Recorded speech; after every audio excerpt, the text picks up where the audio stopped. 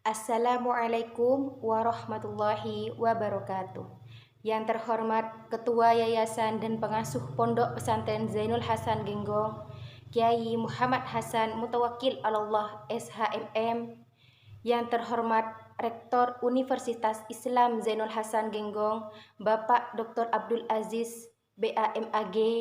Yang terhormat Bapak Abdul Ghafur dan Bapak Muhammad Samsul Arifin selaku dosen pembimbing yang telah banyak memberi arahan sehingga proposal skripsi ini dapat terselesaikan. Yang saya sangat hormati kedua orang tua, Bapak Ibu yang telah memberikan dukungan baik dari segi material maupun spiritual. Perkenalkan, nama saya Diana Lisa Anggreni Zareta dari Prodi Manajemen Keuangan Syariah Fakultas Ekonomi dan Bisnis Islam Universitas Islam Zainul Hasan Genggong. Baik, di sini saya akan mempresentasikan hasil penelitian saya dengan judul Analisis Perbandingan Kinerja Keuangan Bank Konvensional dengan Bank Syariah. Langsung saja, terdapat 3 materi dalam ujian seminar proposal ini. Yang pertama, latar belakang. Yang kedua, literatur review. Dan yang ketiga, metode penelitian. Bank merupakan salah satu lembaga yang berperan sebagai perantara keuangan yang memiliki peran penting bagi perekonomian suatu negara.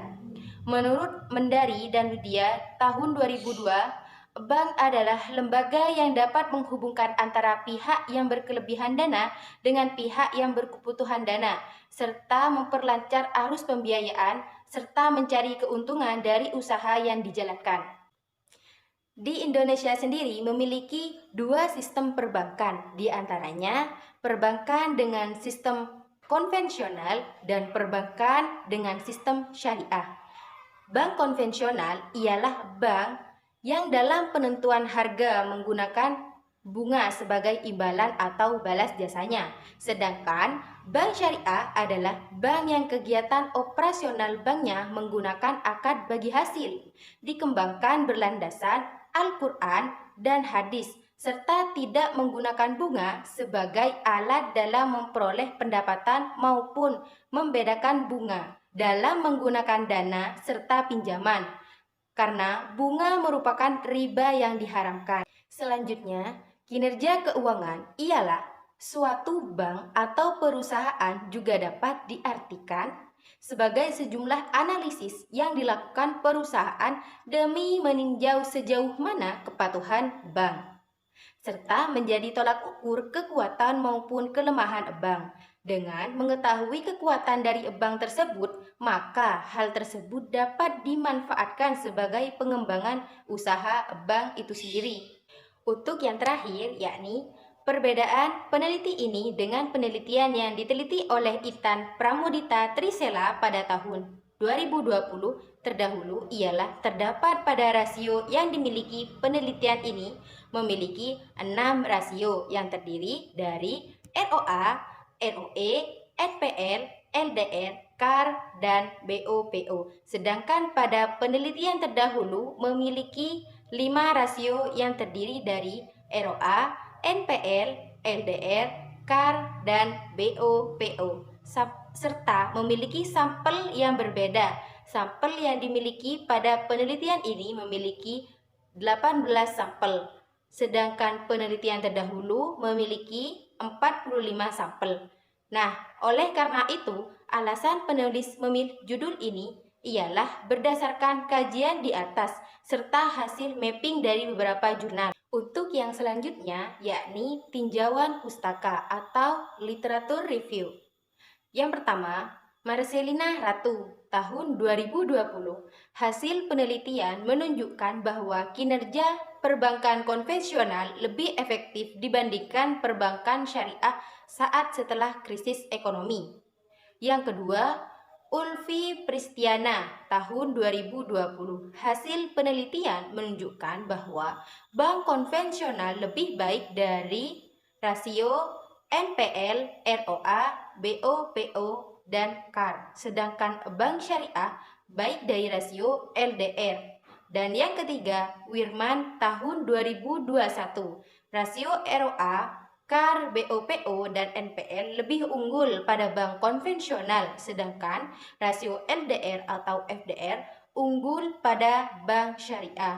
Dan yang keempat, referen Riyadi tahun 2019. Dilihat dari seluruh indikator ROA, NPL, FDR, KAR, BOPO, Bank Umum Syariah belum mampu menunjukkan kinerja keuangan yang lebih baik dibandingkan dengan bank umum konvensional.